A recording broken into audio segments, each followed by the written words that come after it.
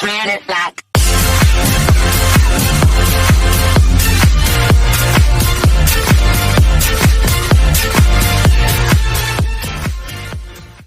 Assalamualaikum warahmatullahi wabarakatuh. Apa kabarnya hari ini? Luar biasa. Nah, jadi ketika kita ditanya apa kabarnya hari ini, maka kita harus menjawab luar biasa. Kenapa? Karena dengan luar biasa, maka akan menumbuhkan motivasi positif agar kita bisa semangat dalam mengikuti perkuliahan. Begitu ya, sepakat? Saya ucapkan terima kasih telah bergabung dalam akun channel YouTube saya, yang mana pada hari ini kita akan membahas perkuliahan, yaitu controlship di bab 1. Nah, mengulas pertemuan minggu kemarin, jadi yang telah kita bahas minggu kemarin, jadi kita sudah belajar apa sih itu controlship, kemudian apa yang akan kita pelajari dalam satu semester ini. Nah, itu sudah kita bahas di pertemuan kemarin. Nah, di pertemuan kali ini kita akan membahas bab 1, yaitu yang berjudul karakteristik sistem pengendalian manajemen. Nah, kita lihat. Iya. Jadi bab 1 itu adalah karakteristik sistem pengendalian manajemen. Nah, sebelum kita berlanjut gitu ya ke bagian pengendalian manajemen, nah kita perlu tahu dulu nih. Nah, ini tujuan organisasi. Nah, untuk apa sih suatu organisasi atau suatu perusahaan itu didirikan? Nah, tujuannya adalah tidak lain dan tidak bukan adalah untuk menciptakan kekayaan. Maksudnya bagaimana? Iya, menciptakan kekayaan.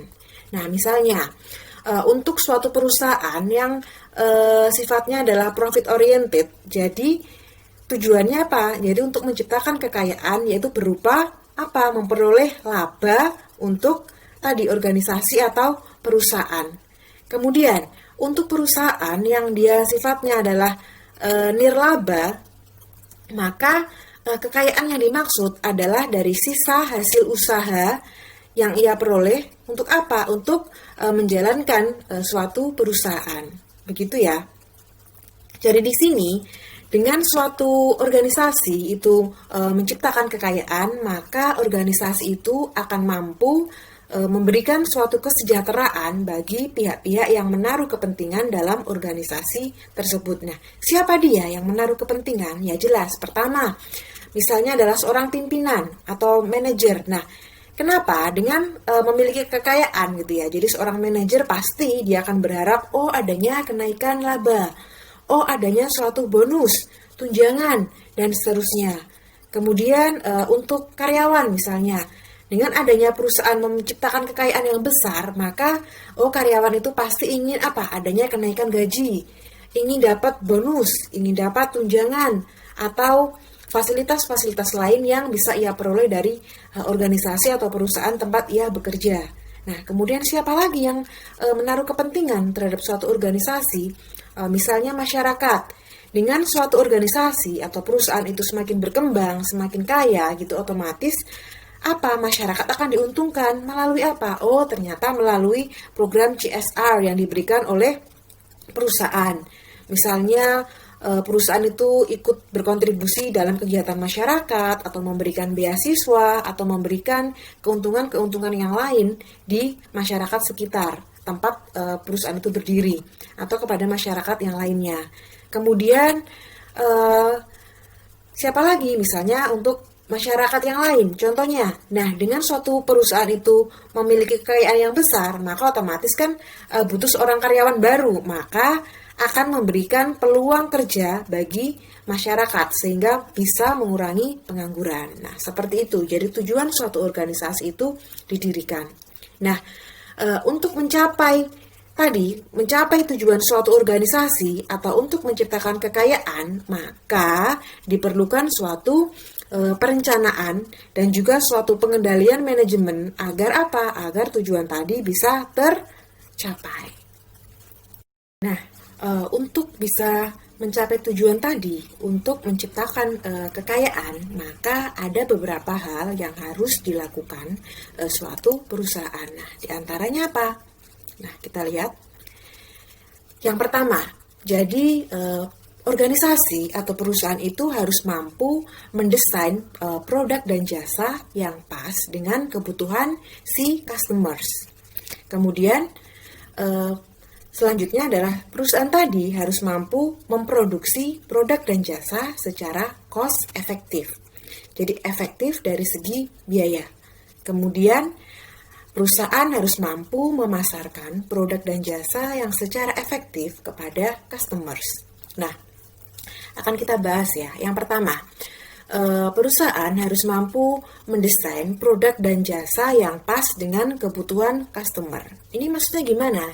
Jadi perusahaan dia harus mampu mendesain produk dan jasa yang dibutuhkan customer. Kenapa? Jadi harapannya adalah agar si customer tadi merasa puas dengan produk atau barang dan jasa yang dihasilkan perusahaan. Nah, dengan adanya customer yang puas tadi, maka otomatis akan memberikan aliran masuk pendapatan ke dalam perusahaan, sehingga akan mampu memberikan financial return ke dalam perusahaan.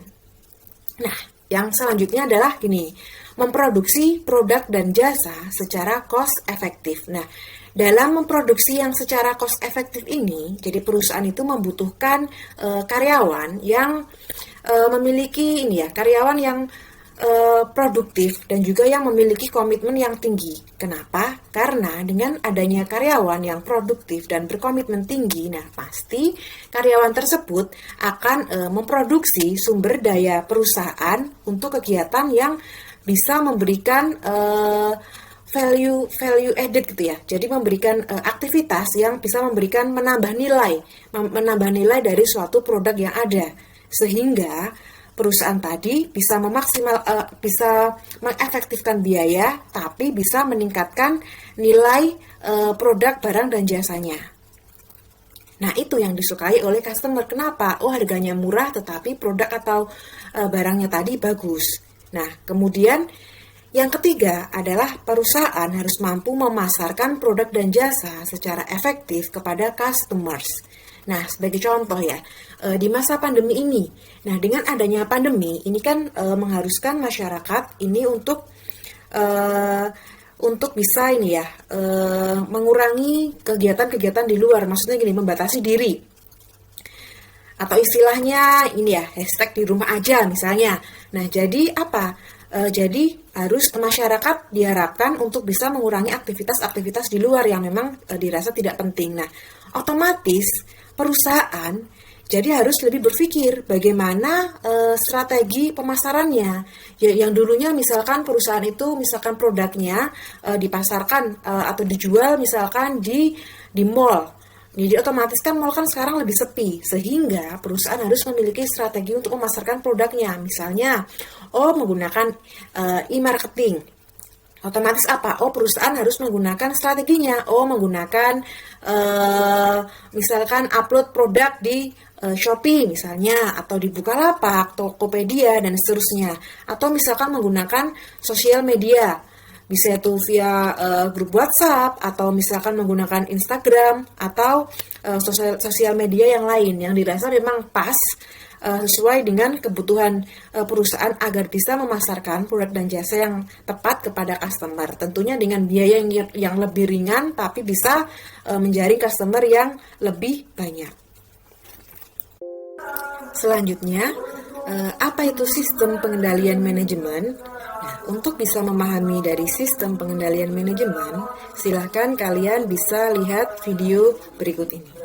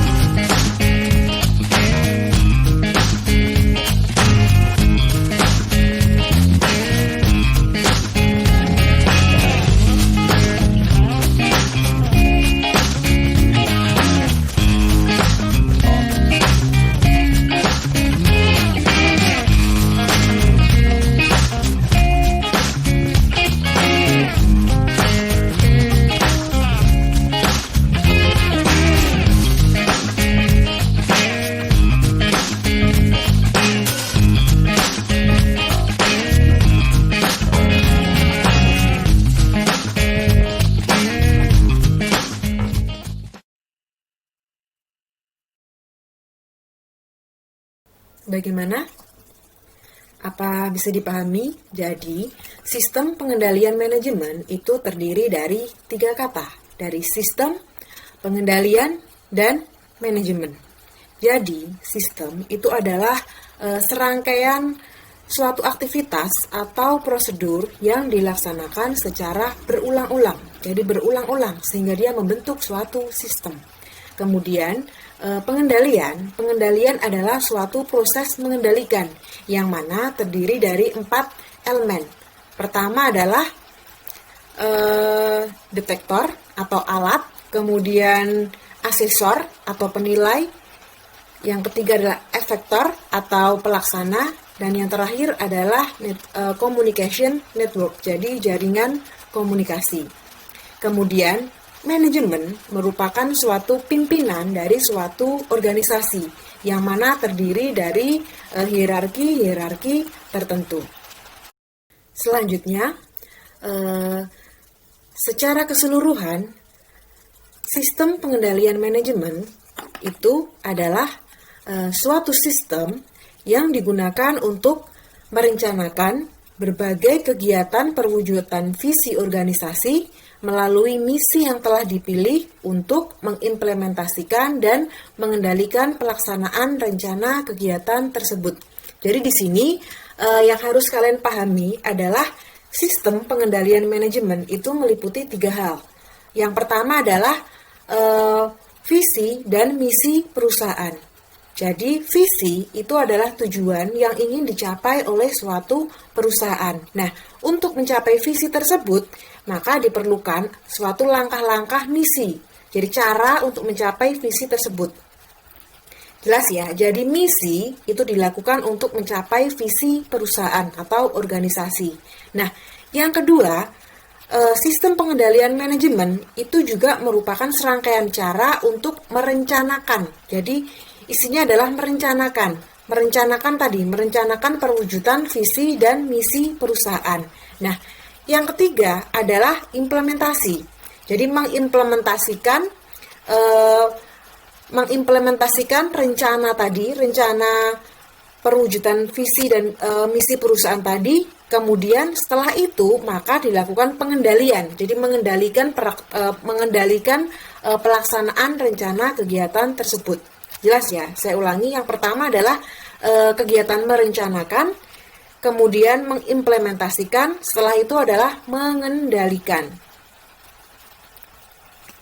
Kemudian, apa sih pentingnya sistem pengendalian manajemen? Mengapa suatu perusahaan perlu memiliki adanya sistem pengendalian manajemen? Kenapa tidak langsung asal jalan aja? Yang penting kan, misalnya kenapa langsung action saja? Kenapa harus perlu perencanaan, implementasi, pengendalian, dan sebagainya? Apa sih pentingnya? Ya jelas penting. Kenapa? Nah di sini, dengan adanya sistem pengendalian manajemen, maka suatu organisasi yang tujuannya tadi adalah untuk menciptakan suatu kekayaan, itu dapat dilaksanakan secara terstruktur, terkoordinasi, dan terjadwal, serta terpadu. Kenapa? Ya jelas saja, karena di sini ya, karena dia merupakan sistem mengendalikan, otomatis kegiatan yang dilakukan pasti akan terstruktur, terjadwal, terkoordinasi dengan rapi. Jadi jelas, jadi tahap-tahapannya akan jelas, kemudian dalam pelaksanaannya pun akan terarah, serta nanti akan ada pengendalian sehingga tujuan perusahaan tadi yang untuk menciptakan kekayaan tadi pasti akan terlaksana dengan baik. Kenapa? Karena terstruktur, terkoordinasi, dan terjadwal serta terpadu dengan baik. Nah, seperti itu. Selanjutnya, rangka konseptual pendesainan sistem pengendalian manajemen. Nah, jadi sebelum suatu perusahaan itu menerapkan sistem pengendalian manajemen, maka perusahaan itu harus membuat suatu suatu konsep ya. Jadi rangka konseptual bagaimana desain itu nanti akan dilaksanakan. Jadi perlu membuat desainnya dulu. Nah, bagaimana rangkanya atau konsepnya? Yang pertama diawali dari lingkungan bisnis. Jadi seperti ini maksudnya. Jadi suatu perusahaan jika ingin menerapkan sistem pengendalian manajemen, dia harus tahu di lingkungan bisnis seperti apa dia berada. Misalnya, apakah suatu perusahaan itu berada di lingkungan bisnis yang mana dia menjadi seorang penguasa misalnya, tidak ada pesaing, atau mungkin tidak terjadi perubahan, jadi keadaannya stuck aja, atau bagaimana. Nah, ataukah dia berada pada lingkungan yang memang penuh persaingan, atau misalnya lingkungan yang sering terjadi perubahan. Nah, seperti apa? Jadi, saya ulangi ya, perusahaan harus tahu bagaimana lingkungan bisnis tempat si perusahaan itu berada. Misalnya ya, saat ini kan kita berada di era revolusi industri 4.0. Sehingga di era saat ini itu akan sering terjadi banyak perubahan. Perubahan seperti apa? Ya jelas perubahan teknologi, maka akan membuat perusahaan, jadi customer itu akan menjadi kendali penuh dalam bisnis. Jadi banyak pesaing, kemudian terjadi banyak perubahan, entah itu perubahan teknologi atau mungkin perubahan regulasi pemerintahan ataupun perubahan yang lain ya. Karena memang di era revolusi industri 4.0 itu kan perubahan berjalan sangat cepat. Sehingga misalnya di sini, perusahaan tahu, perusahaan saya berada pada misalnya pada lingkungan di era revolusi saat ini 4.0. Sehingga apa? Sehingga pesaing sudah sangat besar, kemudian kendali bisnis berada di tangan customer, kemudian perubahan terjadi sangat cepat, jadi dia tahu lingkungan bisnisnya. Nah, setelah dia tahu, si perusahaan itu tahu di seperti apa lingkungan bisnis dia berada, maka di sini, ada panah di sini, maka muncul suatu paradigma manajemen. Apa sih paradigma? Paradigma itu adalah suatu pandangan. Jadi di sini maksudnya adalah paradigma manajemen ini ibarat suatu peta ya. Jadi suatu peta yang menggambarkan bagaimana nanti kita akan menuju dalam suatu wilayah yang akan kita cari, gitu ya. Jadi suatu peta yang menggambarkan ke dalam suatu tujuan. Misalnya gini, paradigmanya misalnya gini. Kita ingin berjalan dari suatu wilayah X misalkan ya, menuju ke Lamongan tahun 2020. Maka kita harus tahu bagaimana arahnya menuju Lamongan 2020 tadi. Jangan sampai kita tanpa peta, malah kita nanti sampainya Lamongan tahun misalkan 1990.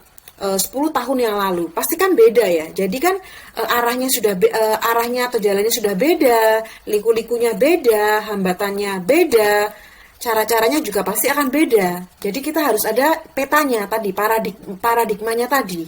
Nah, sama di lingkungan bisnis ya. Ketika kita tahu lingkungan bisnis saat ini misalnya ya, kita berada di lingkungan industri 4.0. Jadi kita harus punya paradigma manajemen. Bagaimana cara perusahaan untuk menuju tujuan perusahaan yang pada saat ini lingkungan yang mana persaingan sudah sangat tajam, kemudian customer memegang kendali, terjadi banyak perubahan. Nah, jadi ketika dia tahu lingkungannya, paradigma dia bisa berpikir tadi paradigmanya seperti itu, maka dia pasti akan punya peta untuk menuju tujuan-tujuan tadi yang ingin diharapkan tadi. Selanjutnya adalah struktur. Jadi, struktur itu merupakan komponen yang saling berkaitan satu sama lain. Nah, di struktur ini ada 3 hal yang saling berkaitan, yaitu struktur organisasi, jaringan informasi, dan sistem penghargaan. Nah, jadi yang pertama, struktur organisasi. Jadi, struktur organisasi itu merupakan suatu sarana, jadi sarana untuk mendistribusikan kekuasaan agar dapat melaksanakan sumber daya perusahaan untuk mencapai suatu tujuan organisasi. Maksudnya begini, saat ini gitu ya, tujuan organisasi itu kan pasti untuk memperoleh atau untuk menciptakan kekayaan ya.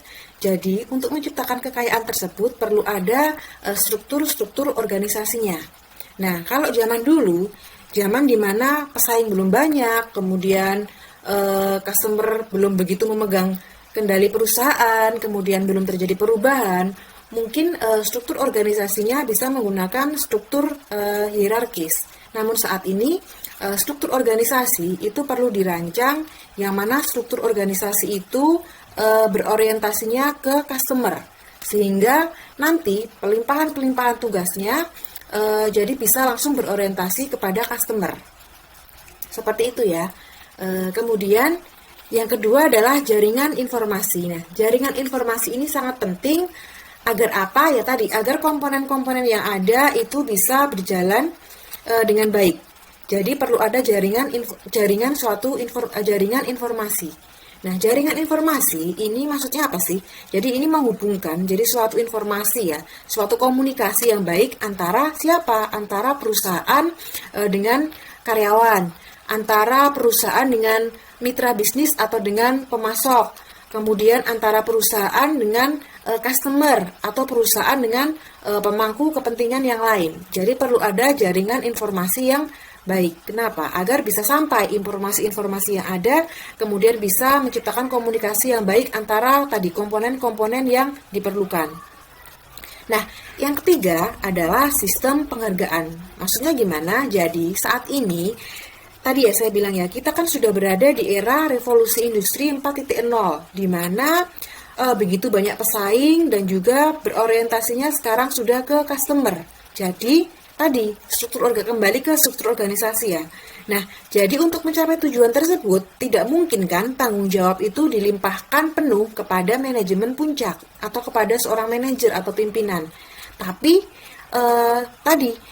pekerjaan-pekerjaan yang berorientasi ke customer itu sekarang mulai diturunkan, maksudnya mulai perlu dilaksanakan oleh seorang manajemen bawah dan juga karyawan.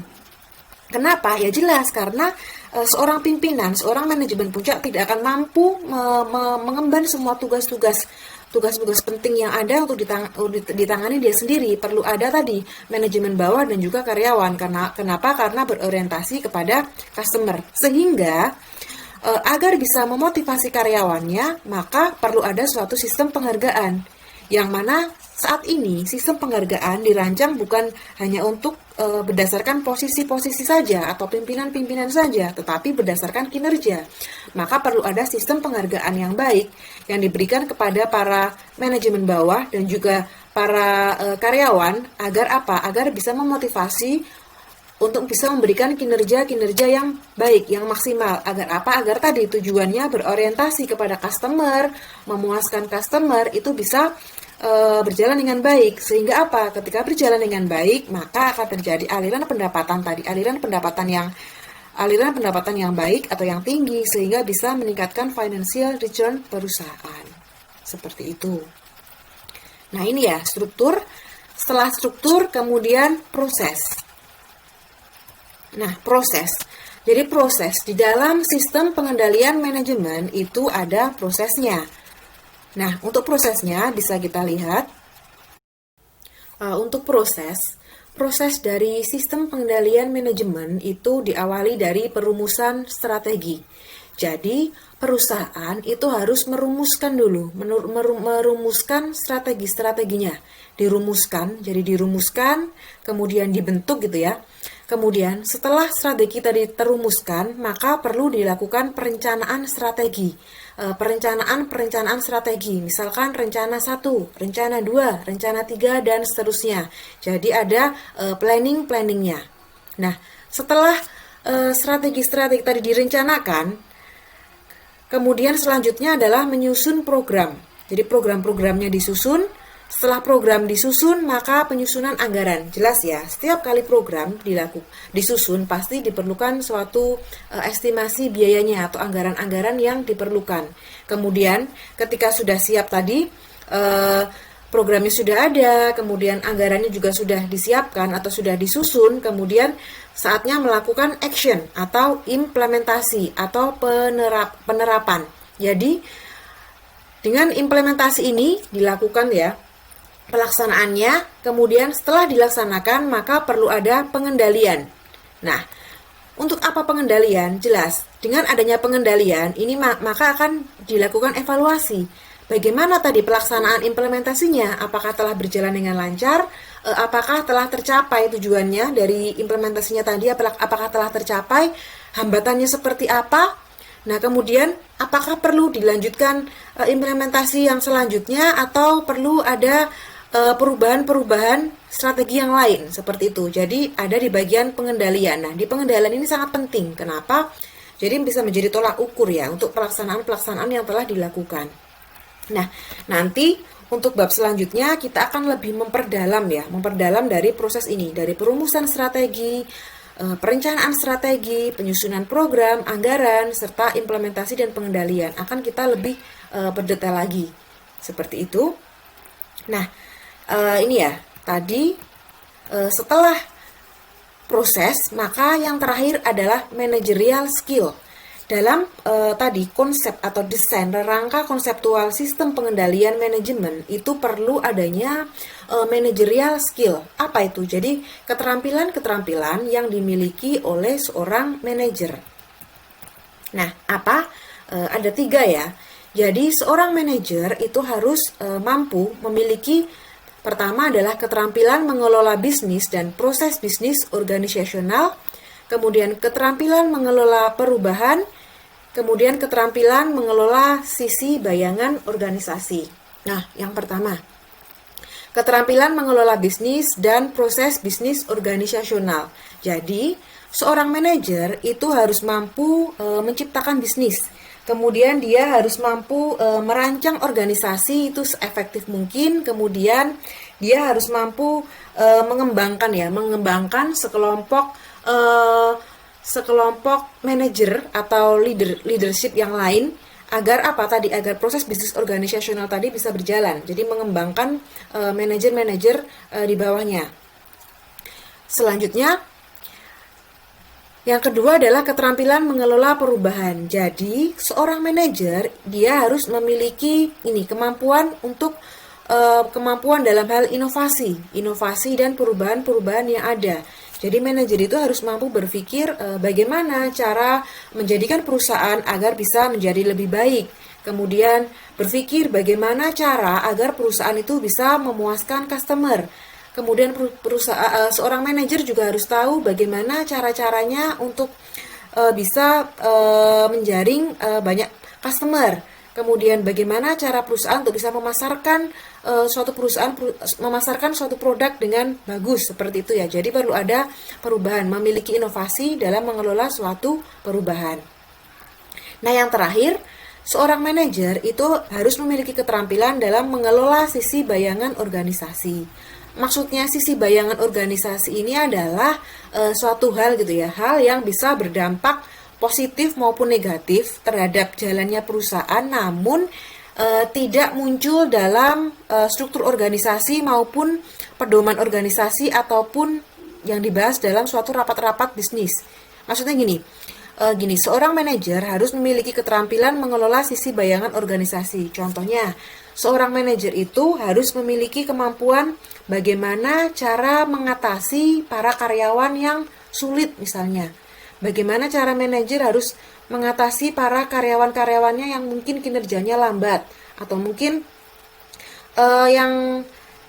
bagaimana cara manajer mengatasi karyawannya yang misalkan suka melanggar aturan perusahaan, tapi si karyawan itu memiliki kemampuan untuk bisa meningkatkan value bisnis gitu ya. Jadi kan bisa berdampak positif atau negatif. Misalnya kan ada karyawan yang dia sering melanggar aturan tapi dia kinerjanya bagus. Kenapa? Dia mampu untuk meningkatkan nilai atau meningkatkan value bagi perusahaan. Jadi di sini perlu ada kemampuan si manajer tadi ya, bagaimana cara mengorganisasi tadi sisi bayangan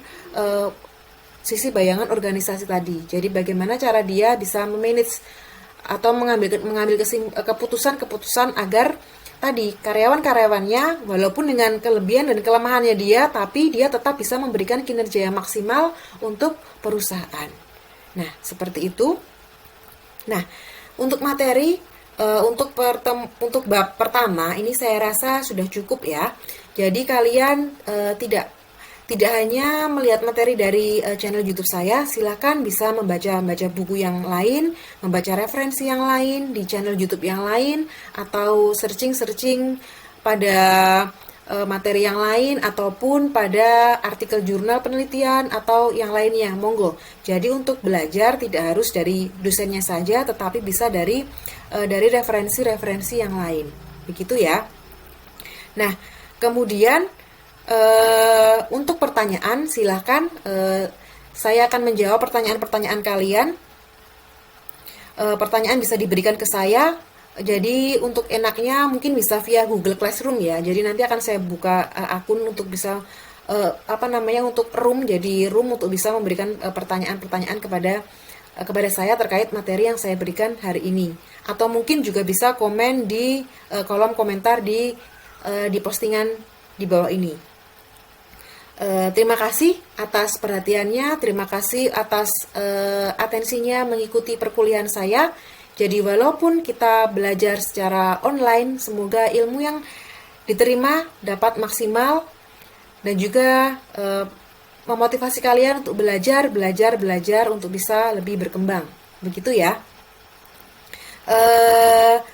Terima kasih untuk perhatiannya, semoga kita semua sehat selalu, semoga bermanfaat. Kurang lebihnya saya mohon maaf. Wassalamualaikum warahmatullahi wabarakatuh. Sampai jumpa pada pertemuan selanjutnya.